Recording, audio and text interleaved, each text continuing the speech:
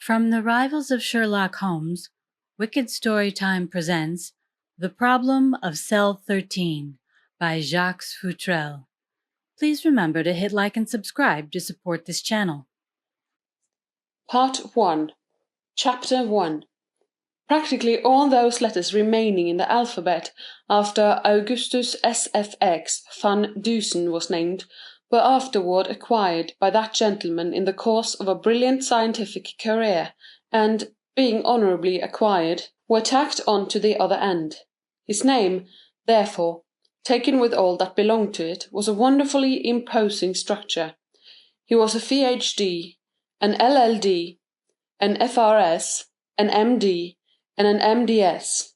He was also some other things, just what he himself couldn't say, through recognition of his ability by various foreign educational and scientific institutions. In appearance he was no less striking than in nomenclature. He was slender, with a droop of the student in his thin shoulders, and the pallor of a close, sedentary life on his clean-shaven face. His eyes wore a perpetual forbidding squint, the squint of a man who studies little things, and when they could be seen at all through his thick spectacles, were mere slits of a watery blue. But above his eyes was his most striking feature. This was a tall, broad brow, almost abnormal in height and width, crowned with a heavy shock of bushy yellow hair. All these things conspired to give him a peculiar, almost grotesque personality. Professor van Dusen was remotely German. For generations his ancestors had been noted in the sciences. He was the logical result, the mastermind.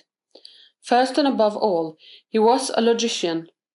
At least 35 years of the half-century or so his existence had been devoted exclusively to proving that 2 and 2 always equal 4, except in unusual cases, where they equal 3 or 5, as the case may be. He stood broadly on the general proposition that all things that start must go somewhere, and was able to bring the concentrated mental force of his forefathers to bear on a given problem. Incidentally, it may be remarked that Professor van Dusen wore a number 8 hat. The world at large had heard vaguely of Professor van Dusen as the thinking machine. It was a newspaper catch-phrase applied to him at the time of a remarkable exhibition at chess. He had demonstrated then that a stranger to the game might, by the force of his inevitable logic, defeat a champion who had devoted a lifetime to its study. The thinking machine! Perhaps that more nearly described him than all his honorary initials, for he spent week after week, month after month, in the seclusion of his small laboratory from which had gone forth thoughts that staggered scientific associates and deeply stirred the world at large. It was only occasionally that the thinking machine had visitors, and these were usually men who, themselves high in the sciences, dropped in to argue a point and perhaps convince themselves. 2 of these men, Dr. Charles Ransom and Alfred Fielding, called one evening to discuss some theory which is not of consequence here. "Such a thing is impossible," declared Dr. Ransom emphatically in the course of the conversation. "Nothing is impossible," declared the thinking machine with equal emphasis. He always spoke petulantly. "The mind is master of all things. When science fully recognizes that fact a great advance will have been made." "How about the airship?" asked Dr. Ransom. "That is not impossible at all," asserted the thinking machine. "It will be invented some time. I do it myself, but I'm busy." Dr. Ransom laughed tolerantly. "I've heard you say such a thing before," he said, "but they mean nothing. Mind may be master of matter, but it hasn't yet found a way to apply itself.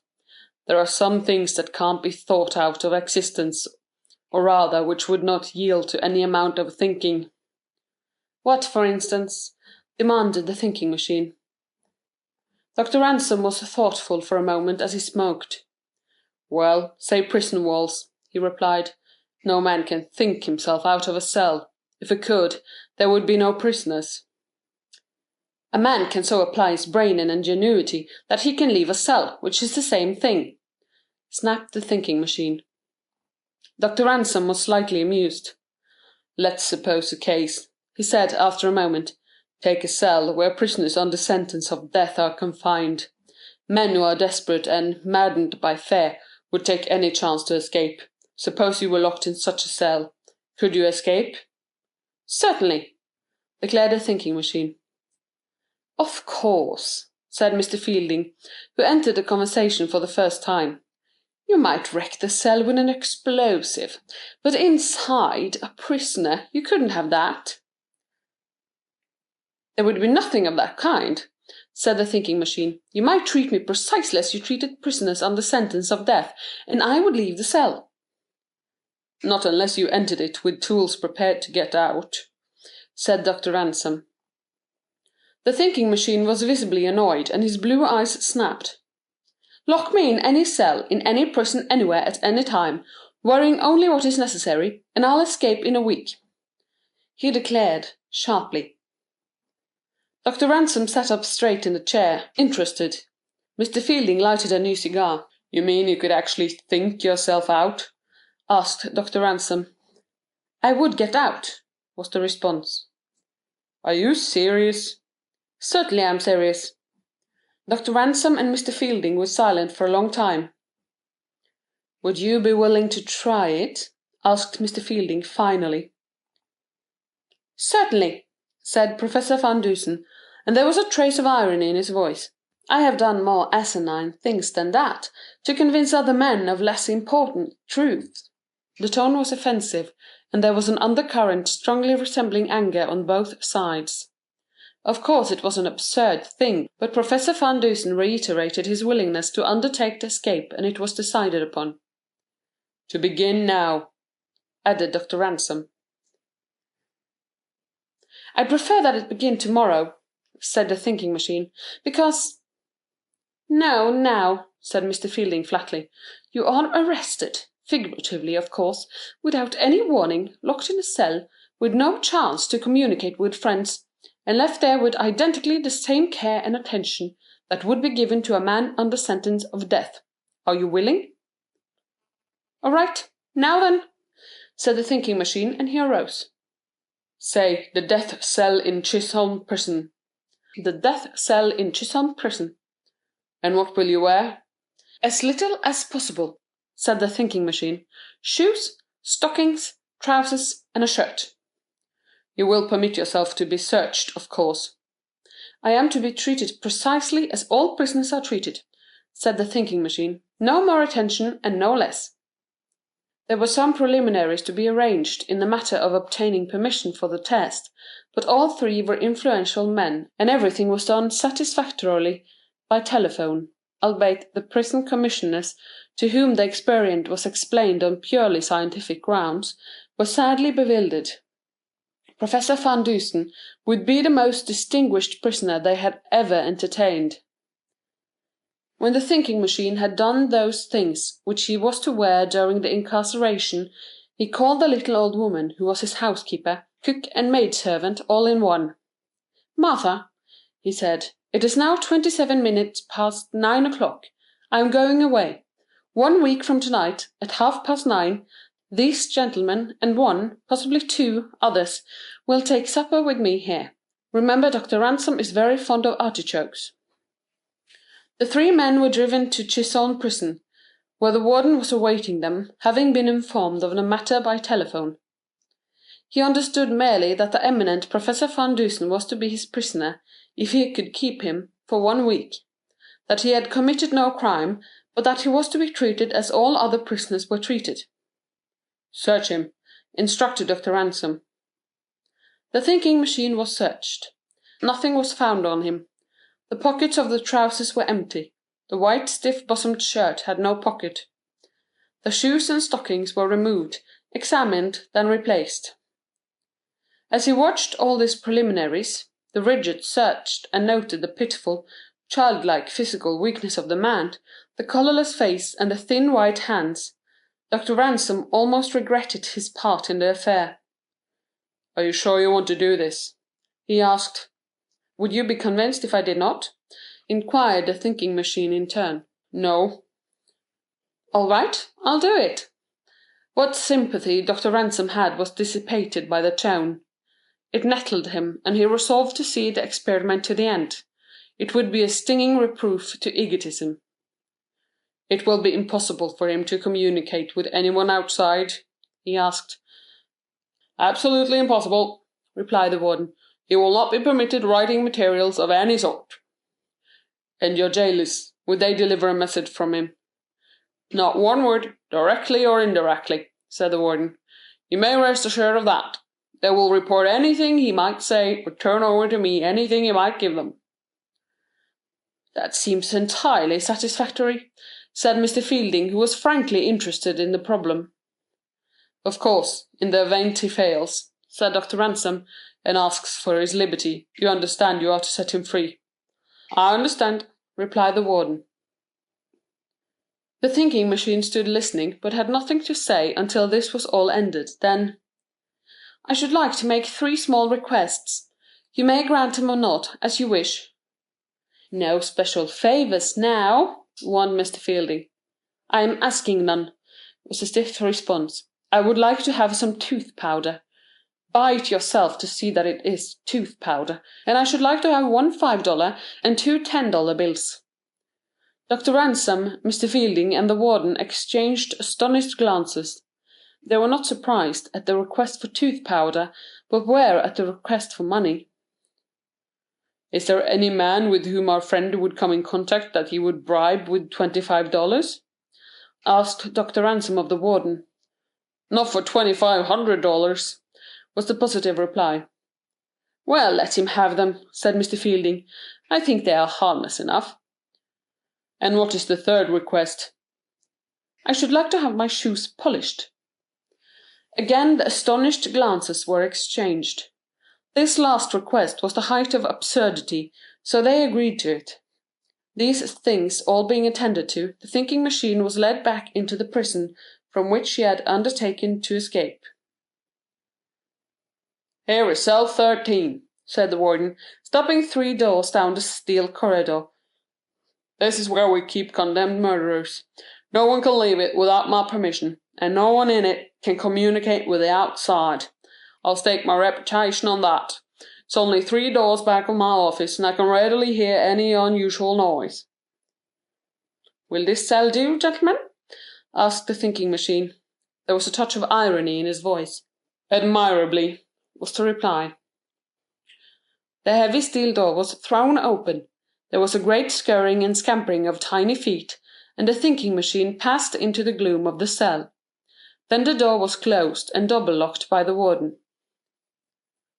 "What is that noise in there?" asked Dr. Ransom through the bars. "Rats. Dozen of them," replied the thinking machine tersely. The 3 men, with final good nights, were turning away when the thinking machine called. "What time is it exactly, warden?" 11:17, replied the warden. "Thanks. I will join you gentlemen in your office at 8:30 1 week from tonight," said the thinking machine. "And if you do not?" "There is no if about it." Chapter 2. Chisholm Prison was a great, spreading structure of granite, 4 stories in all, which stood in the centre of acres of open space. It was surrounded by a wall of solid masonry 18 feet high, and so smoothly finished inside and out as to offer no foothold to a climber, no matter how expert. Atop of this fence, as a further precaution, was a 5-foot fence of steel rods, each terminating in a keen point. This fence in itself marked an absolute deadline between freedom and imprisonment, for, even if a man escaped from his cell, it would seem impossible for him to pass the wall. The yard, which on all sides of the prison building was 25 feet wide, that being the distance from the building to the wall, was by day an exercise ground for those prisoners to whom was granted the boon of occasionally semi-liberty. But that was not for those in cell 13. At all times of the day there were armed guards in the yard, 4 of them, 1 patrolling each side of the prison building. By night the yard was almost as brilliantly lighted as by day. On each of the 4 sides was a great arc light, which rose above the prison wall and gave to the guards a clear sight. The lights, too, brightly illuminated the spiked top of the wall. The wires which fed the arc lights ran up the side of the prison building on isolators, and from the top story led out to the poles supporting the arc lights. All these things were seen and comprehended by the thinking machine, who was only enabled to see out his closely barred cell window by standing on his bed. This was the morning following his incarceration. He gathered, too, that the river lay over there beyond the wall somewhere, because he heard faintly the pulsation of a motor-boat, and high up in the air saw a river-bird. From the same direction came the shouts of boys at play, and the occasional crack of a battered ball. He knew then that between the prison wall and the river was an open space, a playground. Chisholm Prison was regarded as absolutely safe. No man had ever escaped from it. The thinking machine, from his perch on the bed, seeing what he saw, could readily understand why. The walls of the cell, though built, he judged, 20 years before, were perfectly solid, and the window bars of new iron had not a shadow of rust on them. The window itself, even with the bars out, would be a difficult mode of egress, because it was small. Yet, seeing these things, the thinking machine was not discouraged. Instead, he thoughtfully squinted at the great arc light. There was a bright sunlight now, and traced with his eyes the wire which led from it to the building. That electric wire, he reasoned, must come down the side of the building not a great distance from his cell. That might be worth knowing. Cell 13 was on the same floor with the offices of the prison. That is, not in the basement, nor yet upstairs. There were only 4 steps up to the office floor, therefore the level of the floor must be only 3 or 4 feet above the ground. He couldn't see the ground directly beneath his window, but he could see it further out toward the wall. It would be an easy drop from the window. Well and good. Then the thinking machine fell to remembering how he had come to the cell. First, there was the outside guard's booth, a part of the wall. There were 2 heavily barred gates there, both of steel. At this gate was one man always on guard. He admitted persons to the prison after much clanking of keys and locks, and let them out when ordered to do so. The warden's office was in the prison building, and in order to reach that official from the prison yard, one had to pass a gate of solid steel with only a peep-hole in it. Then coming from that inner office to cell 13, where he was now, one must pass a heavy wooden door and 2 steel doors into the corridors of the prison, and always there was the double-locked door of cell 13 to reckon with. There were then, the thinking machine recalled, 7 doors to be overcome before one could pass from cell 13 into the outer world, a free man. But against this was the fact that he was rarely interrupted. A jailer appeared at his cell door at 6 in the morning with a breakfast of prison fare. He would come again at noon, and again at 6 in the afternoon. At 9 o'clock at night would come the inspection tour. That would be all. "It's admirably arranged, this prison system," was the mental tribute paid by the thinking machine. "I'll have to study it a little when I get out. I had no idea there was such a great care exercised in the prisons." There was nothing, positively nothing, in his cell, except from his iron bed, so firmly put together that no man could tear it to pieces, save with sledges or a file. He had neither of these. There was not even a chair, or a small table, or a bit of tin or crockery. Nothing. The jailer stood by when he ate, and then took away the wooden spoon and bowl which he had used. One by one, these things sank into the brain of the thinking machine. When the last possibility had been considered, he began an examination of his cell. From the roof, down the walls on all sides, he examined the stones and the cement between them. He stamped over the floor carefully, time after time, but it was cement, perfectly solid. After the examination he sat on the edge of the iron bed, and was lost in thought for a long time. For Professor Augustus S.F.X. van Dusen, the thinking machine had something to think about. He was disturbed by a rat, which ran across his foot, then scampered away into a dark corner of the cell, frightened at its own daring. After a while the thinking machine, squinting steadily into the darkness of the corner where the rat had gone, was able to make out in the gloom many little beady eyes staring at him. He counted 6 pair, and there were perhaps others. He didn't see very well. Then the thinking machine, from his seat on the bed, noticed for the first time the bottom of his cell door. There was an opening there of 2 inches between the steel bar and the floor. Still looking steadily at this opening, the thinking machine backed suddenly into the corner where he had seen the beady eyes. There was a great scampering of tiny feet, several squeaks of frightened rodents, and then silence. None of the rats had gone out the door, yet there were none in the cell. Therefore there must be another way out of the cell, however small. The thinking machine, on hands and knees, started a search for this spot, feeling in the darkness with his long slender fingers. At last his search was rewarded. He came upon a small opening in the floor, level with the cement. It was perfectly round and somewhat larger than a silver dollar. This was the way the rats had gone.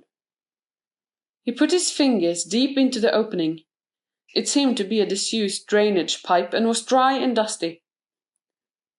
Having satisfied himself on this point, he sat on the bed again for an hour, then made another inspection of his surroundings through the small cell window. One of the outside guards stood directly opposite, beside the wall, and happened to be looking at the window of cell 13 when the head of the thinking machine appeared. But the scientist didn't notice the guard. Noon came and the jailer appeared with a prison dinner of repulsively plain food. At home the thinking machine merely ate to live. Here he took what was offered without comment.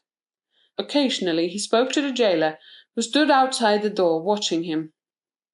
"Any improvements made here in the last few years?" he asked. "Nothing particularly," replied the jailer. "New walls was built 4 years ago." "Anything done to the prison proper?" "Painted the woodwork outside, and I believe about 7 years ago a new system of plumbing was put in." "Ah," said the prisoner. "How far is the river over there?" "About 300 feet. The boys have a baseball ground between the wall and the river."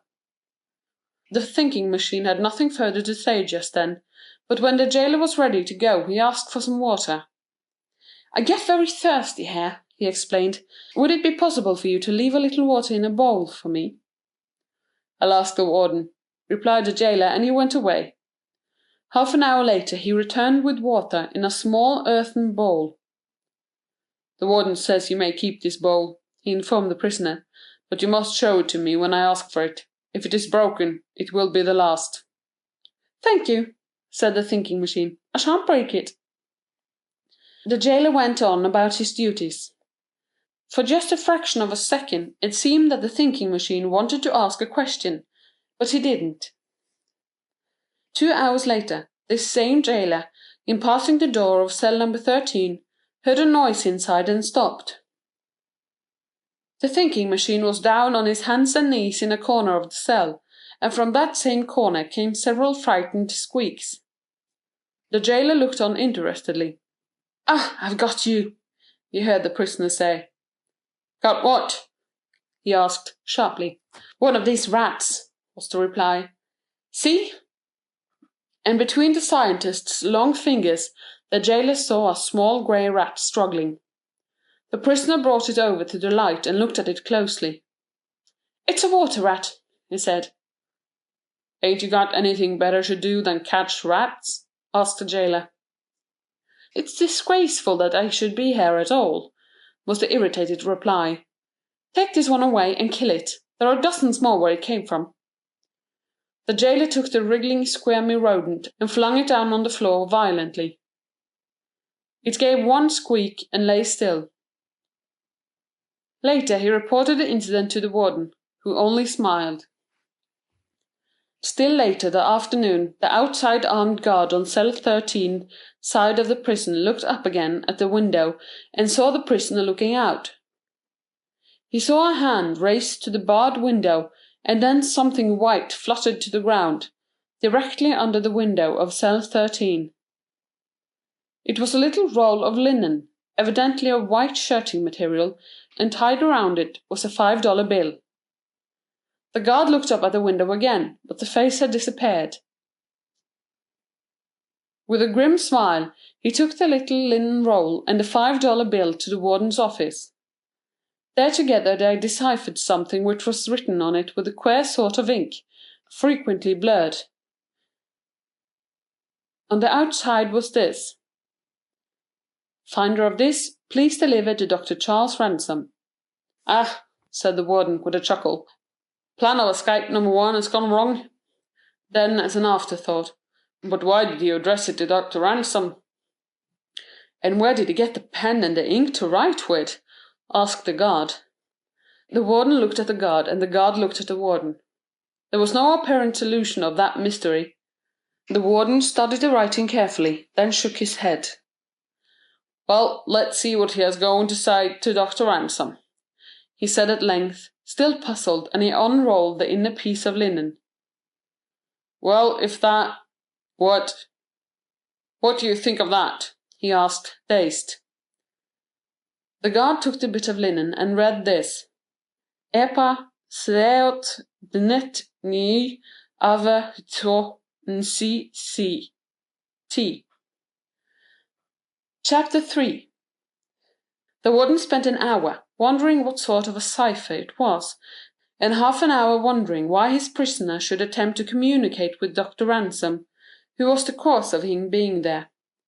At this, the warden devoted some thought to the question of where the prisoner got writing materials, and what sort of writing materials he had. With the idea of illuminating this point, he examined the linen again. It was a torn part of white shirt and had ragged edges. Now it was possible to account for the linen, but what the prisoner had used to write with was another matter. The warden knew it would have been impossible for him to have either pen or pencil, and, besides, neither pen nor pencil had been used in this writing. What, then? The warden decided to personally investigate. The thinking machine was his prisoner. He had orders to hold his prisoners. If this one sought to escape by sending cipher messages to persons outside, he would stop it, and he would have stopped it in the case of any other prisoner. The warden went back to cell 13, and found the thinking machine on his hands and knees on the floor, engaged in nothing more alarming than catching rats.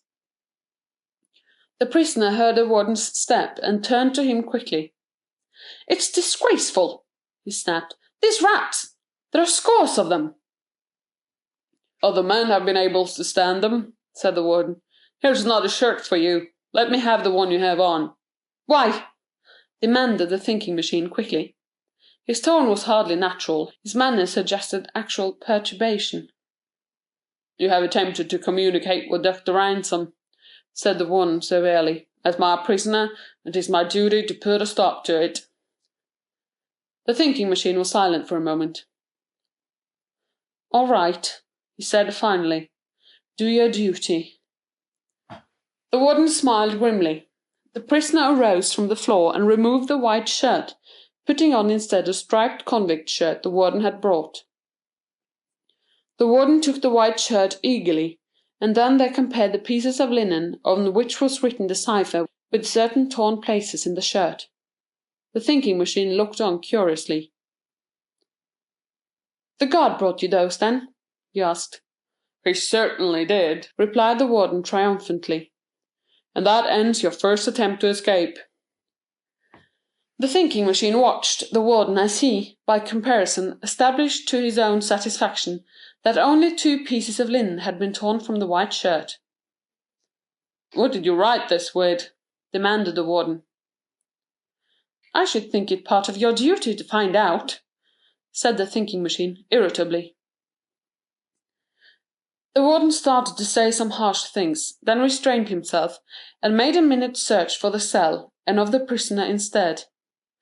He found absolutely nothing, not even a match or toothpick which might have been used for a pen. The same mystery surrounded the fluid with which the cipher had been written. Although the warden left cell 13 Visibly annoyed, he took the torn shirt in triumph. "Well, writing notes on a shirt won't get him out, that's certain," he told himself with some complacency. He put the linen scraps into his desk to await developments. "If that man escapes from that cell, hang it, I'll resign." On the third day of his incarceration, the thinking machine openly attempted to bribe his way out. The jailer had brought his dinner and was leaning against the barred door waiting when the thinking machine began the conversation. "The drainage pipes over the prison lead to the river, don't they?" he asked. "Yes," said the jailer. "I suppose they are very small."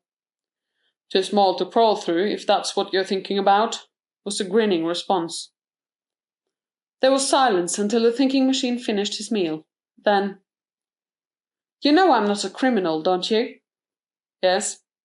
"And that I've a perfect right to be freed if I demand it." "Yes." "Well, I came here believing that I could make my escape," said the prisoner, and his squint eyes studied the face of the jailer. "Would you consider a financial reward for aiding me to escape?"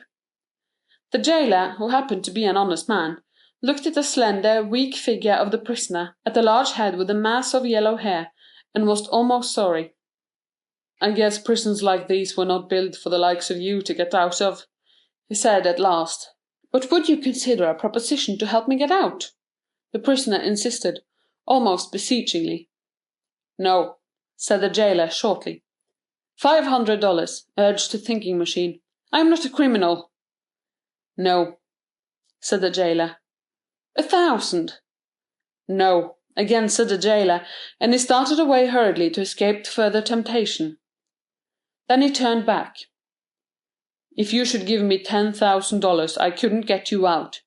You'd have to pass through 7 doors, and I only have the keys to 2. Then he told the warden all about it. "Plan number 2 fails," said the warden, smiling grimly. "First the cipher, then bribery." When the jailer was on his way to cell 13 at 6 o'clock, again bearing the food to the thinking machine, he paused, startled by the unmistakable scrape of steel against steel. It stopped at the sound of his steps. Then craftily the jailer, who was beyond the prisoner's range of vision, resumed his tramping, the sound being apparently that of a man going away from cell 13. As a matter of fact, he was in the same spot. After a moment there came again the steady scrape, and the jailer crept cautiously on tiptoes to the door, and peered between the bars. The thinking machine was standing on the iron bed, working at the bars of the little window. He was using a file, judging from the backward and forward swing of his arms.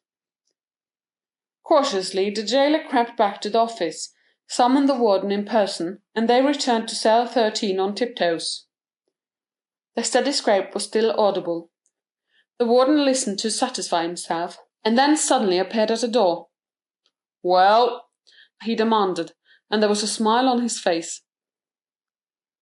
The thinking machine glanced back from his perch on the bed and leaped suddenly to the floor, making frantic efforts to hide something. The warden went in, with hand extended. "Give it up," he said. "No," said the prisoner sharply.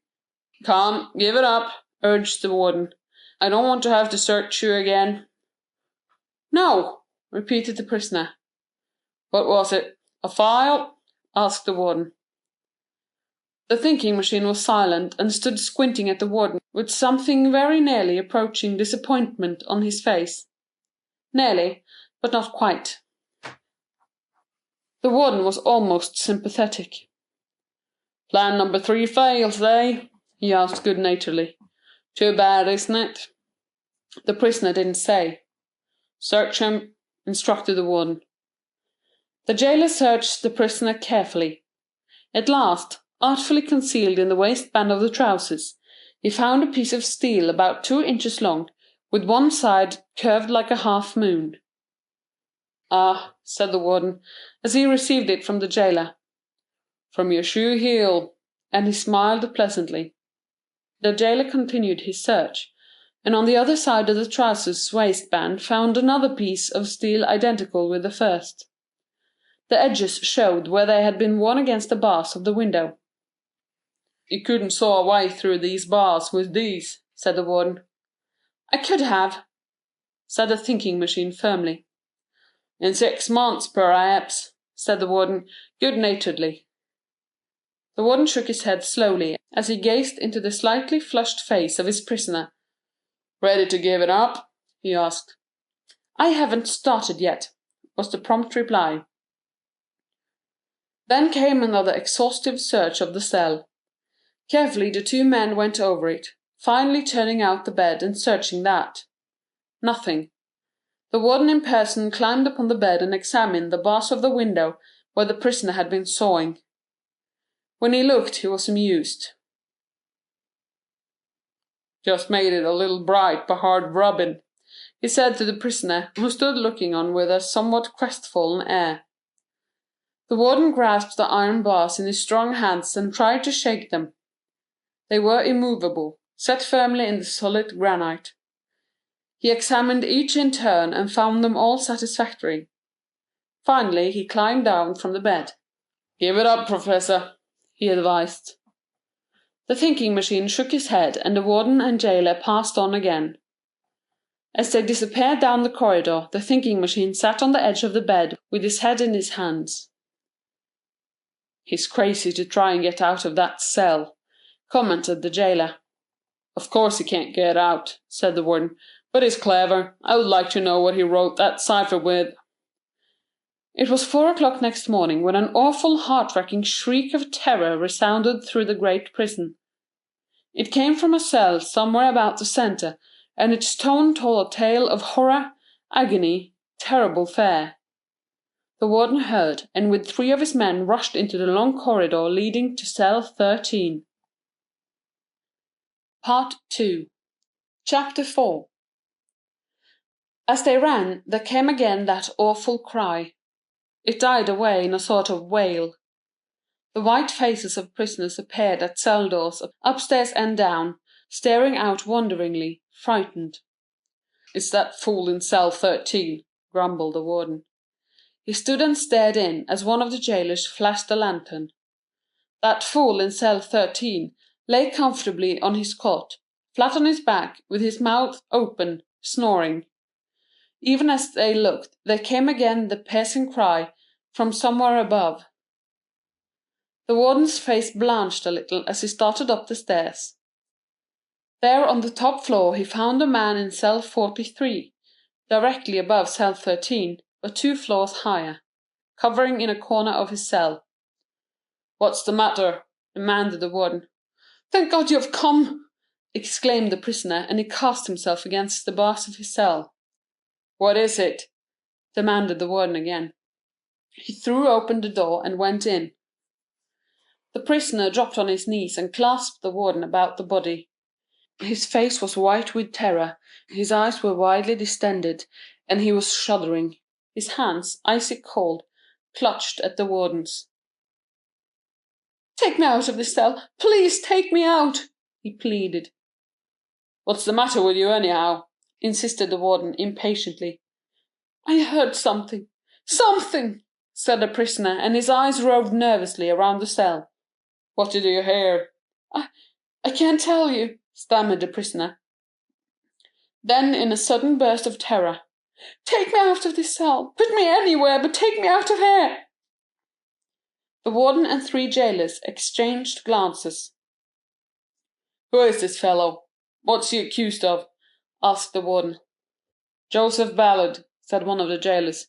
"He's accused of throwing acid in a woman's face. She died from it." "But they can't prove it!" gasped the prisoner. "They can't prove it! Please put me in some other cell!" He was still clinging to the warden, and that official threw his arms off roughly. Then for a time he stood looking at the cowering wretch, who seemed possessed of all the wild, unreasoning terror of a child. "Look here, Ballard," said the warden, finally. "If you heard anything, I want to know what it was. Now tell me." I can't," was the reply. He was sobbing. "Where did it come from?" "I don't know. Everywhere. Nowhere. I just heard it." "What was it?" A voice. "Please don't make me answer," pleaded the prisoner. "You must answer," said the warden sharply. "It was a voice, but it wasn't human," was the sobbing reply. "Voice but not human," replied the warden, puzzled. "It sounded muffled and far away and ghostly," explained the man. "Did it come from inside or outside the prison?" "It didn't seem to come from anywhere. It was just hair everywhere. I heard it." For an hour the warden tried to get the story, but Ballard had become suddenly obstinate, and would say nothing, only pleaded to be placed in another cell, or to have one of the jailers remain near him until daylight. These requests was gruffly refused. "And see here," said the warden in conclusion, "if there's any more of this screaming, I'll put you in the padded cell." Then the warden went his way, a sadly puzzled man. Ballard sat at his cell door until daylight, his face, drawn and white with terror, pressed against the bars, and looked out into the prison with wide staring eyes. That day, the fourth since the incarceration of the thinking machine, was enlivened considerably by the volunteer prisoner, who spent most of his time at the little window of his cell. He began proceedings by throwing another piece of linen down to the guard, who picked it up dutifully and took it to the warden. On it was written, "Only 3 days more." The warden was in no way surprised at what he read. He understood that the thinking machine meant only 3 days more of his imprisonment, and he regarded the note as a boast. But how was the thing written? Where had the thinking machine found this new piece of linen? Where? How? He carefully examined the linen. It was white, of fine texture, shirting material. He took the shirt which he had taken, and carefully fitted the 2 original pieces of the linen to the torn places. This third piece was entirely superfluous. It didn't fit anywhere, and yet it was unmistakably the same goods. "And where does he get anything to write with?" demanded the warden of the world at large. Still later on the fourth day, the thinking machine, through the window of his cell, spoke to the armed guards outside. "What day of the month is it?" he asked. "The 15th," was the answer. The thinking machine made a mental astronomical calculation, and satisfied himself that the moon would not rise until after 9 o'clock that night. Then he asked another question. "Who attend to those arc lights?" "Men from the company." "You have no electricians in the building?" "No." "I should think you could save money if you had your own man." "None of my business," replied the guard. The guard noticed the thinking machine at the cell window frequently during that day, but always the face seemed listless and there was a certain wistfulness in the squint eyes behind the glasses. After a while he accepted the presence of the leonine head as a matter of course. He had seen other prisoners do the same thing. It was a longing for the outside world.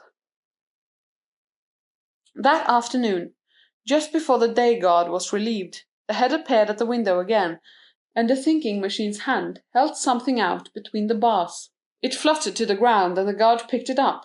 It was a $5 bill. "That's for you," called the prisoner. As usual, the guard took it to the warden.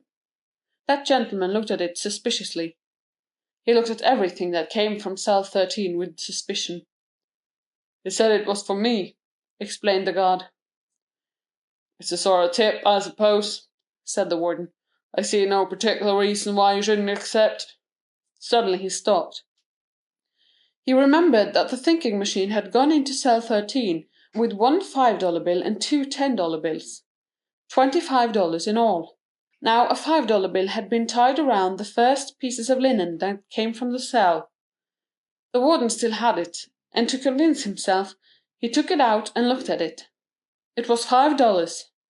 Yet here was another $5, and the thinking machine had only had $10 bills.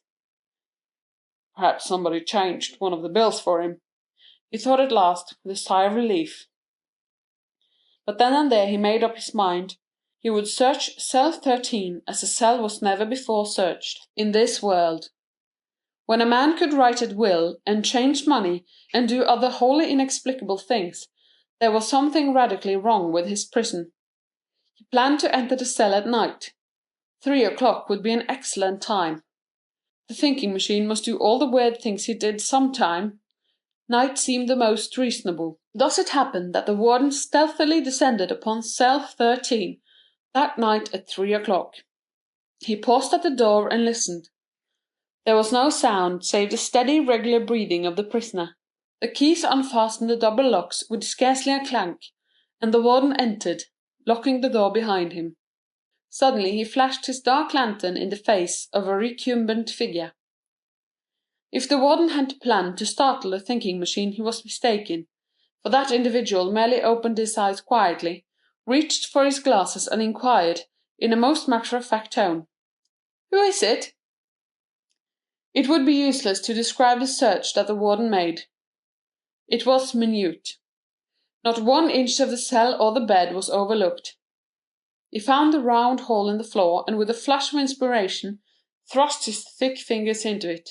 After a moment of fumbling, there he drew up something and looked at it in the light of his lantern. "Ugh!" he exclaimed. The thing he had taken out was a rat. A dead rat. His inspiration fled as a mist before the sun, but he continued the search. The thinking machine, without a word, arose and kicked the rat out of the cell into the corridor. The warden climbed on the bed and tried the steel bars in the tiny windows. They were perfectly rigid. Every bar of the door was the same. Then the warden searched the prisoner's clothing, beginning at the shoes. Nothing hidden in them. Then the trousers' waistband. Still nothing. Then the pockets of the trousers. From one side he drew out some paper money and examined it. 5 $1 bills, he gasped. "That's right," said the prisoner. "But you had 2 10s and a 5.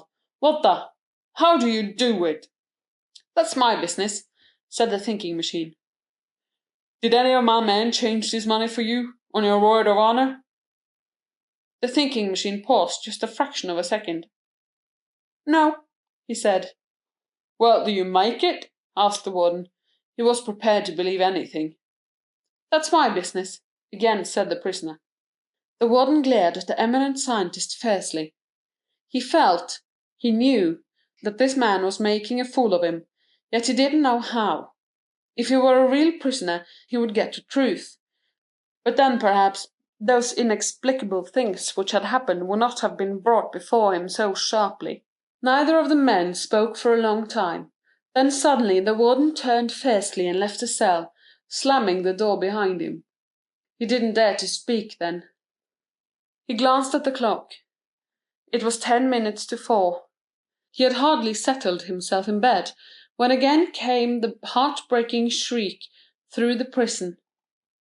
With a few muttered words, which, while not elegant, were highly expressive, he relighted his lantern and rushed through the prison again to the cell on the upper floor. Again Ballard was crushing himself against the steel door, shrieking at the top of his voice. He stopped only when the warden flashed his lamp in the cell. "Take me out! Take me out!" he screamed. I did it! I killed her! Take it away!" "Take what away?" asked the warden. "I threw the acid in her face! I did it! I confess! Take me out of here!" Ballard's condition was pitiable. It was only an act of mercy to let him out into the corridor. There he crouched in a corner, like an animal at bay, and clasped his hands to his ears. It took half an hour to calm him sufficiently for him to speak. Then he told incoherently what had happened. On the night before at 4 o'clock he had heard a voice, a sepulchral voice, muffled and wailing in tone. "What did it say?" asked the warden curiously. "Acid! Acid! Acid!" gasped the prisoner. "It accused me! Acid! I threw the acid and the woman died! Oh!" It was a long, shuddering wail of terror. "Acid?" echoed the warden, puzzled. The case was beyond him. "Acid, that's all I heard. That one word repeated several times. There were other things too, but I didn't hear them." "That was last night, eh?" asked the warden. "What happened tonight? What frightened you just now?" "It was the same thing," gasped the prisoner. "Acid! Acid! Acid!" He covered his face with his hands and sat shivering. "It was acid I used on her, but I didn't mean to kill her. I just heard the words. It was something accusing me, accusing me." He mumbled and was silent. "Did you hear anything else?" "Yes, but I couldn't understand, only a little bit. Just a word or two." "Well, what was it?" "I heard acid 3 times. Then I heard a long moaning sound. Then I heard number 8 hat. I heard that twice." "Number 8 hat," repeated the warden. "What the devil? Number 8 hat? Accusing voices of conscience.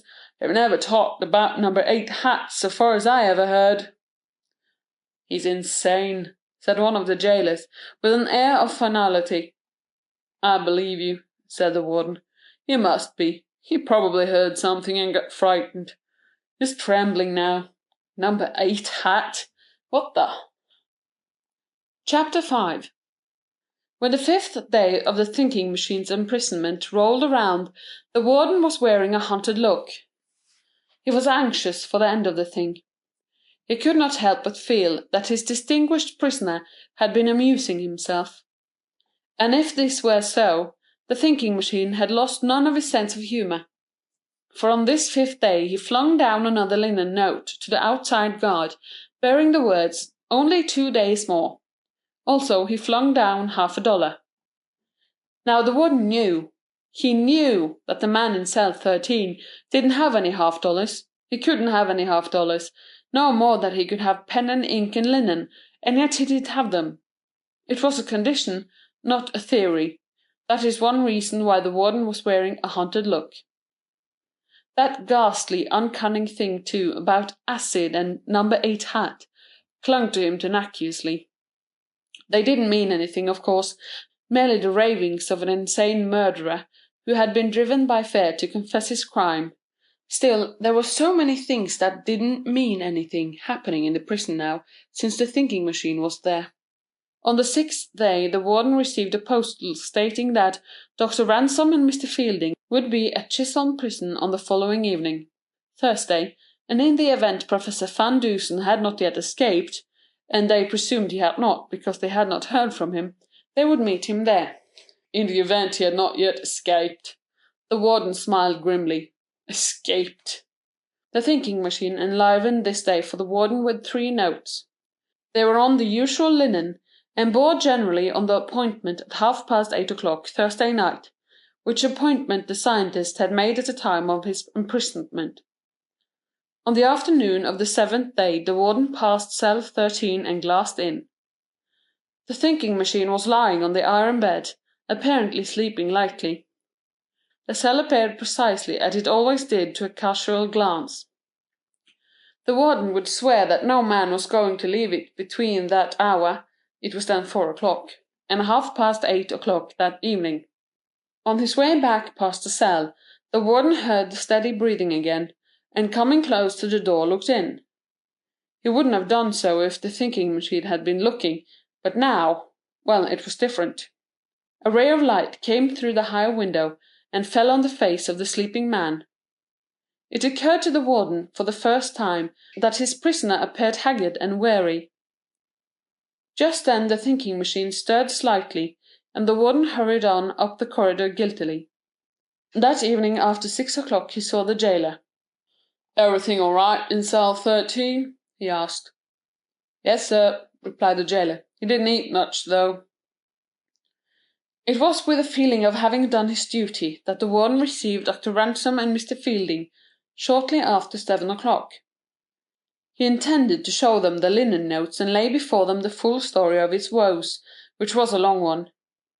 But before this came to pass, the guard from the riverside of the prison yard entered the office. "Dark light on my side of the yard won't light," he informed the warden. "Confound it! "That man's a hoodoo," thundered the official. "Everything has happened since he has been here." The guard went back to his post in the darkness, and the warden phoned to the electric light company. "This is Cresson Prison," he said through the phone. "Send 3 or 4 men down here quick, to fix an arc light." The reply was evidently satisfactory, for the warden hung up the receiver and passed out into the yard. While Dr. Ransom and Mr. Fielding sat waiting, the guard at the outer gate came in with a special delivery letter. Dr. Ransom happened to notice the address, and, when the guard went out, looked at the letter more closely. "By George!" he exclaimed. "What is it?" asked Mr. Fielding. Silently the doctor offered the letter. Mr. Fielding examined it closely. "Coincidence," he said. "It must be." It was nearly 8 o'clock when the warden returned to his office. The electricians had arrived in a wagon, and were now at work. The warden pressed a buzz button communicating with the man at the outer gate in the wall. "How many electricians came in?" he asked, over the short phone. "4. 3 workmen in jumpers and overalls, and the manager. Frock coat and silk hat. All right. Be certain that only 4 go out. That's all." He turned to Dr. Ransom and Mr. Fielding. "We have to be careful here, particularly," and there was a broad sarcasm in his tone, "since we have a scientist locked up." The warden picked up the special delivery letter carelessly, and then began to open it. "When I read this, I want to tell you gentlemen something about how—" "Great Caesar!" he ended, suddenly, as he glanced at the letter. He sat with open mouth, motionless from astonishment. "What is it?" asked Mr. Fielding. "A special delivery from cell 13, gasped the warden. "An invitation to supper." "What?" and the 2 others arose, unanimously. The warden sat dazed, staring at the letter for a moment, then called sharply to a guard outside in the corridor. "Run down to cell 13 and see if that man's in there." The guard went as directed, while Dr. Ransom and Mr. Fielding examined the letter. "It's Van Dusen's handwriting, there's no question of that," said Dr. Ransom. "I've seen too much of it." Just then, the buzz of the telephone from the outer gate sounded, and the warden, in a semi-trance, picked up the receiver. "Hello. 2 reporters, eh? Let 'em come in." He turned suddenly to the doctor and Mr. Fielding. "Why, the man can't be out. He must be in his cell." Just that moment the guard returned. "He's still in his cell, sir," he reported. "I saw him. He's lying down." "There, I told you so," said the warden, and he breathed freely again. "But how did he mail that letter?" There was a rap on the steel door, which led from the jail yard into the warden's office. "It's the reporters," said the warden. "Let 'em in." He instructed the guard, then to the 2 other gentlemen. "Don't say anything about this before them, because I'd never hear the last of it." The door opened, and the 2 men from the front gate entered. "Good evening, gentlemen," said one. That was Hutchinson Hatch. The warden knew him well. "Well?" demanded the other irritably. "I'm here." That was the thinking machine. He squinted belligerently at the warden, who sat with mouth agape. For the moment that official had nothing to say. Dr. Ransom and Mr. Fielding were amazed, but they didn't know what the warden knew. They were only amazed. He was paralyzed. Hutchinson Hatch, the reporter, took in the scene with greedy eyes. How did you do it?" gasped the warden, finally. "Come back to the cell," said the thinking machine in the irritated voice which his scientific associates knew so well. The warden, still in a condition bordering on trance, led the way. "Flash your light in there," directed the thinking machine. The warden did so. There was nothing unusual in appearance of the cell, and there on the bed lay the figure of the thinking machine. Certainly! There was the yellow hair. Again the warden looked at the man beside him, and wondered at the strangeness of his own dreams. With trembling hands he unlocked the cell door, and the thinking machine passed inside. See here." He kicked at the steel bars in the bottom of the cell door, and 3 of them were pushed out of place. A 4th broke off and rolled away in the corridor. "And here, too," directed the erstwhile prisoner as he stood on the bed to reach the small window. He swept his hand across the opening and every bar came out. "What's this on the bed?" demanded the warden, who was slowly recovering. "A wig," was the reply. "Turn down the cover." The warden did so. Beneath it lay a large coil of strong rope, 30 feet or more, a dagger, 3 files, 10 feet of electric wire, a thin, powerful pair of steel pliers, a small tack hammer with its handle, and a Derringer pistol. "How did you do it?" demanded the warden. "You gentlemen have an engagement to supper with me at 9:30 o'clock," said the thinking machine. "Come on, or we shall be late." "But how did you do it?" insisted the warden. "Don't ever think you can hold any man who can use his brain," said the thinking machine. "Come on, we shall be late." Chapter 6.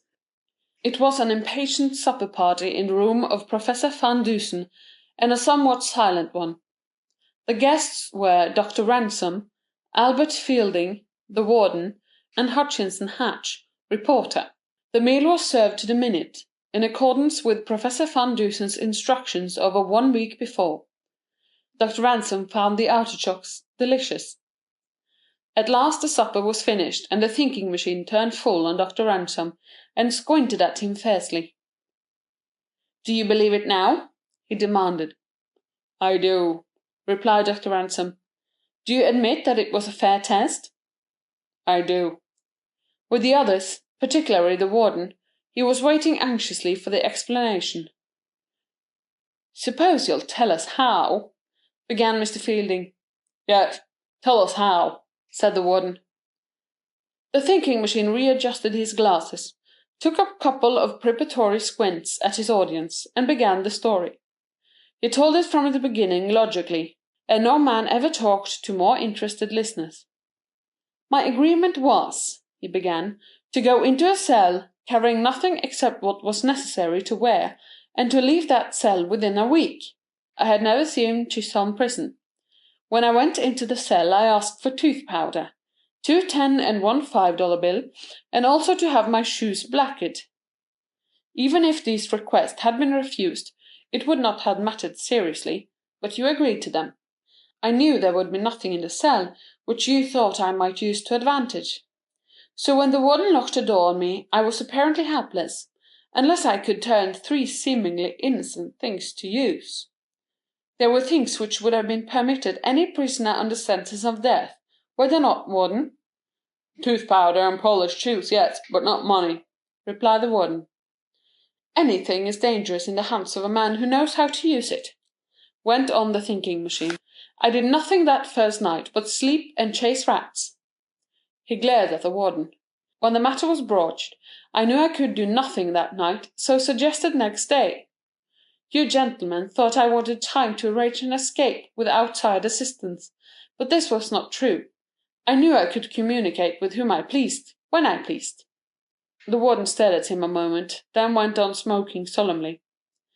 "I was aroused next morning at 6 o'clock by the jailer with my breakfast," continued the scientist.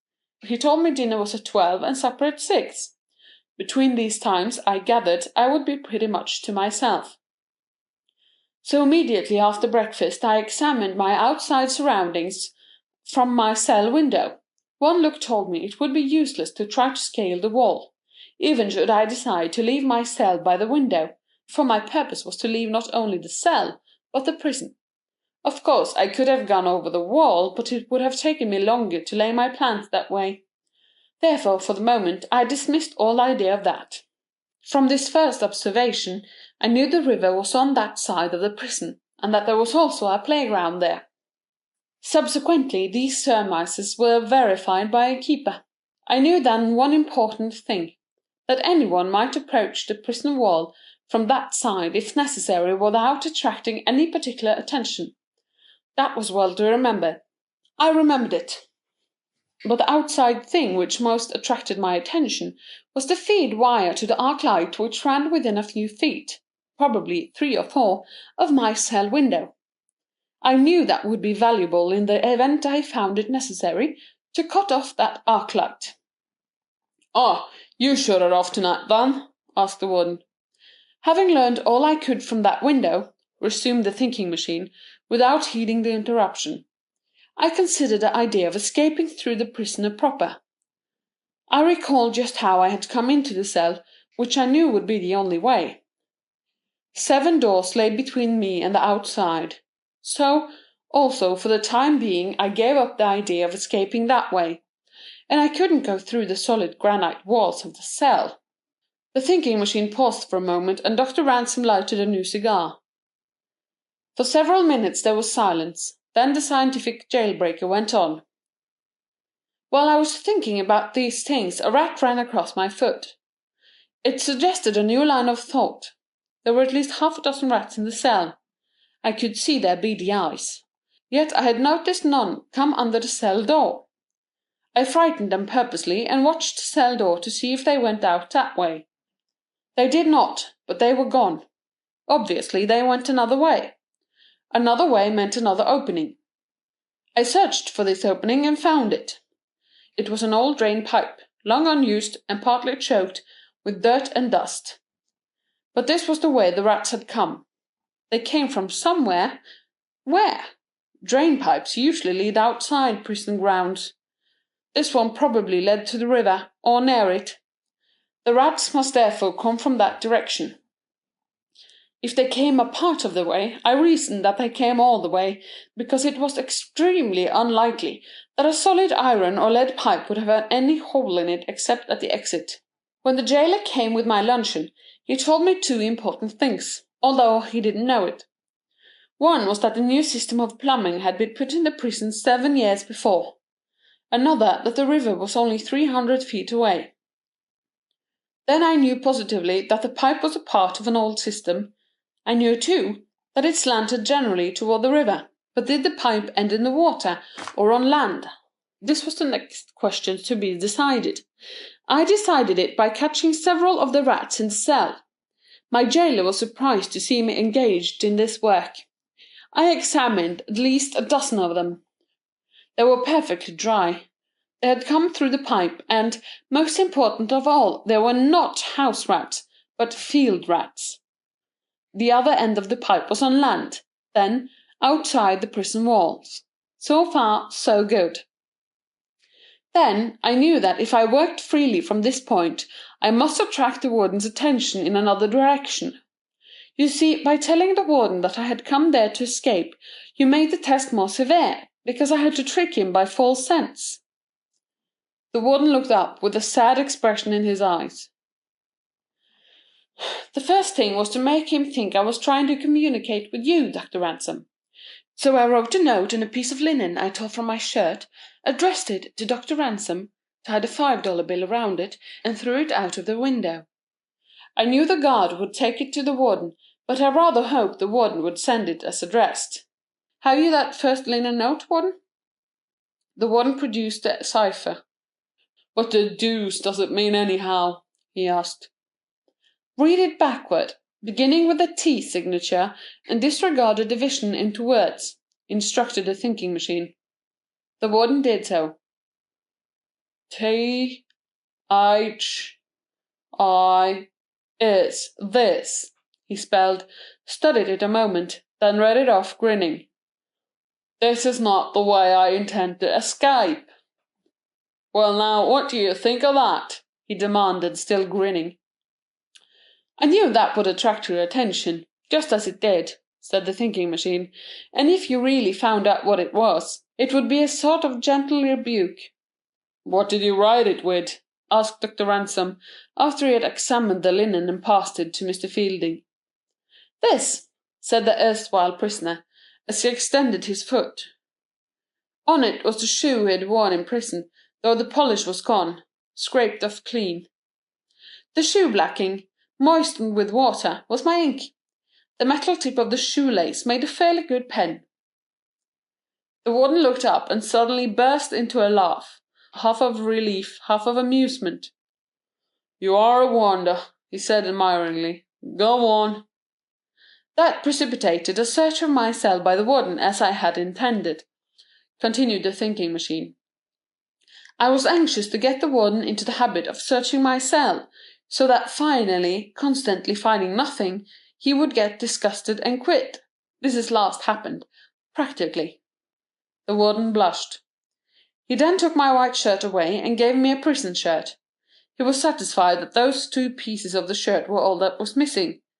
But while he was searching my cell I had another piece of that same shirt, about 9 inches square, rolled into a small ball in my mouth." "9 inches of that shirt?" demanded the warden. "Where did it come from?" "The bosoms of all stiff white shirts are of triple thickness," was the explanation. "I tore out the inside thickness, leaving the bosom only 2 thicknesses. I knew you wouldn't see it. So much for that." There was a little pause, and the warden looked from one to another of the men with a sheepish grin. Having disposed of the warden for the time being by giving him something else to think about, I took my first serious step toward freedom. Said Professor Van Dusen. "I knew, within reason, that the pipe led somewhere to the playground outside. I knew a great many boys played there. I knew the rats came into my cell from out there. Could I communicate with someone outside with these things at hand? First was necessary, I saw, a long and fairly reliable thread, but here," he pulled up his trousers legs and showed that the tops of both stockings, of fine strong lisle, were gone. "I unravelled those. After I got them started, it wasn't difficult, and I had easily a quarter of a mile of thread that I could depend on.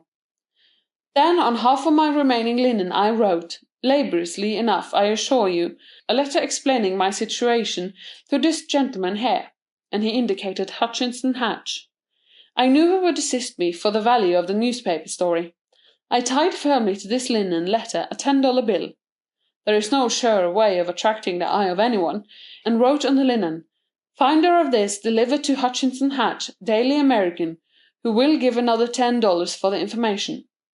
The next thing was to get this note outside on that playground where a boy might find it. There were 2 ways, but I chose the best. I took one of the rats. I became adept in catching them. Tied the linen and money firmly to one leg, fastened my lisle thread to another, and turned him loose in the drain pipe. I reasoned that the natural fright of the rodent would make him run until he was outside the pipe, and then out on earth he would probably stop to gnaw off the linen and money. From the moment the rat disappeared into that dusty pipe I became anxious. I was taking so many chances. The rat might gnaw the string of which I held one end. Other rats might gnaw it. The rat might run out of the pipe and leave the linen and money where they would never be found. 1,000 other things might have happened. So began some nervous hours, but the fact that the rat ran on until only a few feet of the string remained in my cell made me think he was outside the pipe. I had carefully instructed Mr. Hatch what to do in case the note reached him. The question was, would it reach him? This done, I could only wait and make other plans in case this one failed. I openly attempted to bribe my jailer, and learned from him that he held the keys to only 2 of 7 doors between me and freedom. Then I did something else to make the warden nervous.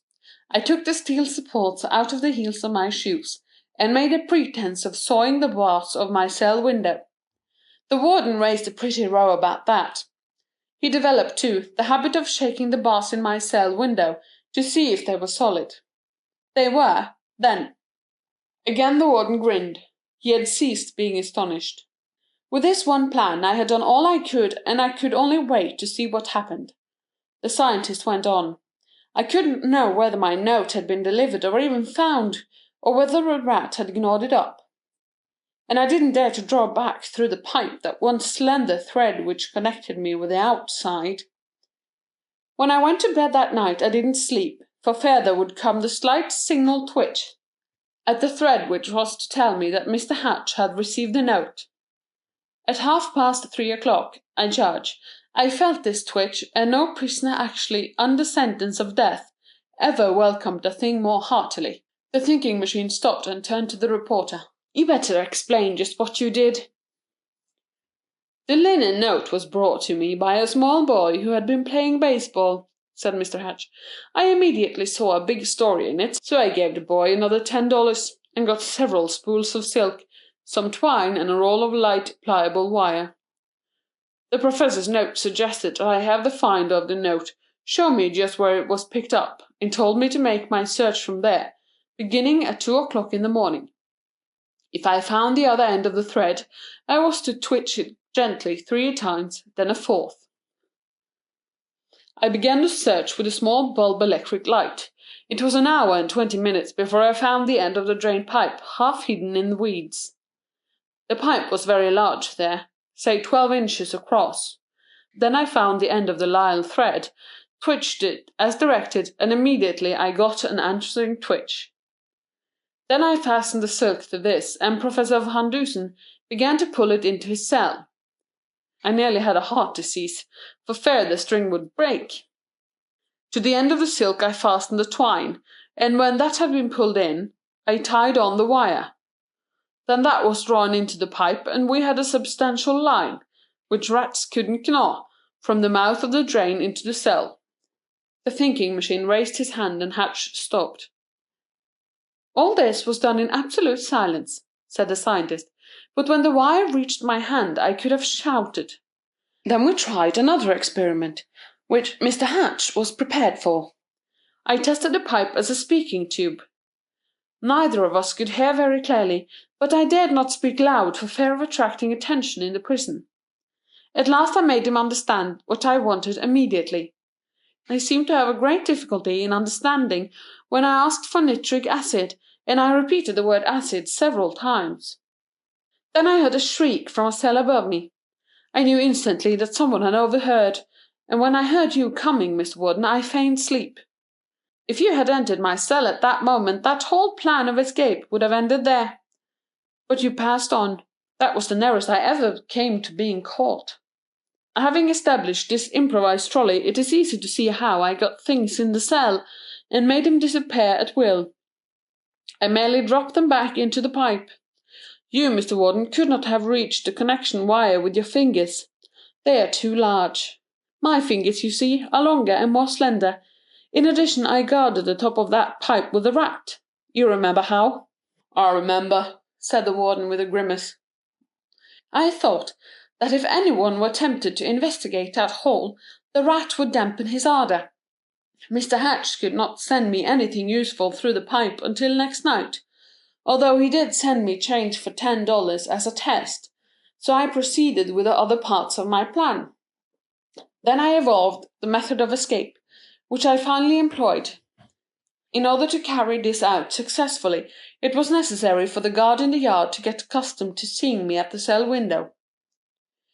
I arranged this by dropping linen notes to him, boastful in tone, to make the warden believe, if possible, one of his assistants was communicating with the outside for me. I would stand at my window for hours gazing out, so the guard could see, and occasionally I spoke to him. In that way I learned that the prison had no electricians of its own, but was dependent upon the lighting company if anything should go wrong. That cleared the way to freedom perfectly. Early in the evening of the last day of my imprisonment, when it was dark, I planned to cut the feed wire, which was only a few feet from my window, reaching it with an acid-tipped wire I had. That would make the side of the prison perfectly dark while the electricians were searching for the break. That would also bring Mr. Hatch into the prison yard. There was only one more thing to do before I actually began the work of setting myself free. This was to arrange final details with Mr. Hatch through our speaking tube. I did this within half an hour after the warden left my cell on the 4th night of my imprisonment. Mr. Hatch again had serious difficulty in understanding me, and I repeated the word acid to him several times, and later the words number 8 hat, that's my size, and these were the things which made a prisoner upstairs confess to murder, so one of the jailers told me next day. This prisoner heard my voice, confused of course, through the pipe, which also went to his cell. The cell directly over me was not occupied, hence no one else heard. Of course, the actual work of cutting the steel bars out of the window and door was comparatively easy with nitric acid, which I got through the pipe in thin bottles, but it took time. Hour after hour on the 5th and 6th and 7th days, the guard below was looking at me as I worked on the bars of the window with the acid on a piece of wire. I used a tooth powder to prevent the acid spreading. I looked away abstractedly as I worked, and each minute the acid cut deeper into the metal. I noticed that the jailers always tried the door by shaking the upper part, never the lower parts. Therefore I cut the lower bars, leaving them hanging in place by thin strips of metal. But that was a bit of daredevilry. I could not have gone that way so easily. The thinking machine sat silently for several minutes. "I think that makes everything clear," he went on. "Whatever points I have not explained were merely to confuse the warden and jailers. These things in my bed I brought in to please Mr. Hatch, who wanted to improve the story. Of course the wig was necessary in my plan. The special delivery letter I wrote and directed in my cell with Mr. Hatch's fountain pen, then sent it out to him, and he mailed it. That's all, I think." But you are actually leaving the prison grounds and then coming in through the outer gate to my office?" asked the warden. "Perfectly simple," said the scientist. "I cut the electric light wire with acid, as I said, when the current was off. Therefore, when the current was turned on, the arc light didn't light. I knew it would take some time to find out what was the matter and make repairs. When the guard went to report to you, the yard was dark. I crept out the window. It was a tight fit, too. Replaced the bars by standing on a narrow ledge, and remained in a shadow until the force of electricians arrived. Mr. Hatch was one of them. When I saw him I spoke, and he handed me a cap, a jumper, and overalls, which I put on within 10 feet of you, Mr. Warden, while you were in the yard. Later Mr. Hatch called me, presumably as a workman, and together we went out the gate to get something out of the wagon. The gate guard let us pass out readily as 2 workmen who had just passed in. We changed our clothing and reappeared, asking to see you. We saw you. That's all." There was silence for several minutes. Dr. Ransom was first to speak. "Wonderful!" he exclaimed. "Perfectly amazing!" "How did Mr. Hatch happen to come with the electricians?" asked Mr. Fielding. "His father is manager of the company," replied the thinking machine. "But what if there had been no Mr. Hatch outside to help?" "Every prisoner has one friend outside who would help him escape if he could." Just suppose there had been no old plumbing system there?" asked the warden, curiously. "There were 2 other ways out," said the thinking machine, enigmatically. 10 minutes later the telephone bell rang. It was a request for the warden. "Right, all right, eh?" the warden asked through the phone. "Good. Why can't beside cell 13? Yes, I know. One electrician too many? What's that? 2 came out?" The warden turned to the others with a puzzled expression. "He only let in 4 electricians. He was let out 2, and says there are 3 left." "I was the odd one," said the thinking machine. "Oh," said the warden. "I see." Then through the phone. "Let the 5th man go. He's all right." End of The Problem of Cell 13